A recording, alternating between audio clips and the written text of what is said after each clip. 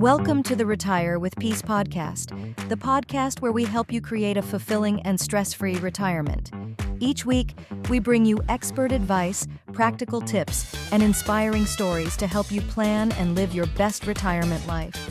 Whether you're nearing retirement or already enjoying your golden years, this podcast is here to support you every step of the way. Let's embark on this journey together and discover how to retire with peace. Welcome back to the Retire with Peace podcast. As always, I'm your host, Dave Zaegel, and this episode is brought to you by CWOs for Hire, which is the retirement planning firm that I co-own with my partner, Dennis. We are bringing on new clients this time of year, so if you have any questions or are looking for help, please reach out to us, and we are happy to talk with you. I've been getting a lot of questions about gold, and this is an interesting one for me. Now, the timing is also interesting because the last year, 2 years, we've been getting a lot of questions about Bitcoin because Bitcoin's been going up and now Bitcoin's falling off and gold has been rising and now we're getting a lot of questions about gold. So interesting timing. I guess when things are going up, people want to know about it. And when things are going down, not so much, but that's the world we live in. So I thought, let's address gold because it's something that I have personally struggled with in my years, both as an advisor and previously as an accountant who just enjoyed investments. I've always struggled with gold, silver, platinum, even Bitcoin, Ethereum, the other digital assets. I struggle with them because they don't necessarily produce things themselves. For example, I can understand companies. They have people working there. They make things. They generate cash flow. They have growth rates. They have profitability percentages. They have different balance sheets with different assets and loans. And you can put relative valuations around them.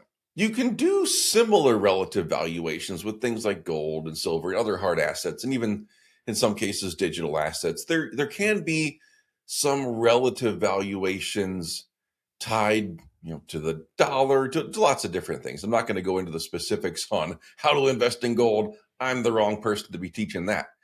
But I find the questions interesting in terms of wanting to invest in these things like Bitcoin, gold, silver, etc. for retirement. And I am absolutely not opposed to them. I just think that they have to be done in a proper proportion, just like you're investing in anything else. So there wouldn't be a case where I would tell somebody to take 25% of their retirement and stick it in one stock. That ain't happening. That's just poor risk management. Similarly, I wouldn't tell somebody to go into, take your pick, gold, Ethereum, Bitcoin, silver. I know I'm lumping physical assets in with digital, but it's the same premise of they aren't themselves companies that are producing something. They have use, obviously, gold has use, silver has use, metals all have uses in things. They also are store of value for investors. And the digital assets, kind of quickly, they're becoming usable for making purchases. That's really the next frontier, is being able to use them regularly for purchases. But I know they're also fueling the technology behind them, like Bitcoin is there for the blockchain. There are uses for these physical assets and these digital assets, but they themselves are not necessarily companies producing money. So if we want to invest in them, they can work just fine. We just need to have them in appropriate percentages of our overall investments. We can't have massive quantities and just one thing and hope that it works out well. The thing is, it might work out extremely well.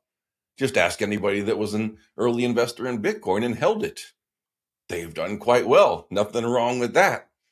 But it could also go south. We just don't know these things. We don't know because they're not generating regular cash flow. It's harder to know for sure.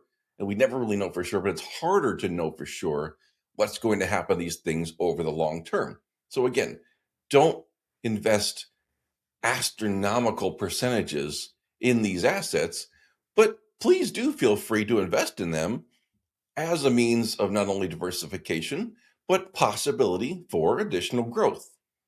It's no different than saying, I'm going to invest in this stock, even though maybe it's a little more speculative, maybe it's a little smaller, it's an earlier stage company, but I want to make an investment in that. By all means, do so. Yes, that could wind up being a bad investment, but it could also wind up being a gigantic investment. We just don't want to take 40% of our retirement funds and stick it in this one tiny stock. That's not good planning. That's not really good investment management at all. We just need to keep our risk managed and in perspective while we search for these things that could have some additional growth. The other thing that I'll say about things like gold, Bitcoin, you name it, silver, they often get a lot more attention than they probably deserve. And again, that's not being negative on them, because there are also stocks that probably get a lot more attention than they deserve. They just become just all over the news, all over different marketing materials, advertising. So you'll see these things. You'll see, ads for gold, ads for Bitcoin, ads for this stock, all this stuff around this one asset, whether it's a digital asset, physical asset, stock. You'll see too much noise and just basically advertising and news and newsletters and people writing about them. And so certain investments can get a whole lot of attention, while other good investments fly under the radar. So it's just important to understand that you might hear a lot about one investment, and it could be a really good investment, but it could also just seem like a good investment because it's getting a lot of attention. One example I'll use, I'll pick on Bitcoin, even though I'm totally cool with Bitcoin and have used it in a lot of our client portfolios. A lot of attention will be made to, oh, wow, Bitcoin went from 80,000 to 100,000. That's the most amazing gain ever. Well, not really. It's good. That's great. But I know plenty of stocks that went from 80 to 100, which is the same percentage as going from 80,000 to 100,000. There's lots of stocks that went from $8 to $10. So it's not, I say that to just point out that these things are not the only game in town. Sometimes the news gets so big and the numbers get so big that people go, oh, wow, this is up 20,000. Well, it's the same as going from 8 to 10. It's all based on percentages. So don't get lost in the news, the big numbers, the hype. These are all fine to invest in. If you're interested in investing in gold, great, do it. Small percentages, don't go crazy. If you want Bitcoin, great, do it. Small percentages, don't go crazy. If we're planning for retirement, we do need to have some good risk management. We always talk about the 5 years worth of income and set bonds and structured notes and CDs and making sure we have that, and the rest gets tapped for growth. So we can be a little bit more aggressive in that and maybe make some investments in things like Bitcoin or gold or silver. Take your pick. We can make those investments. We can't go crazy in them because we do still need risk management even in our growth piece. So make the investments, just make them in reasonable amounts.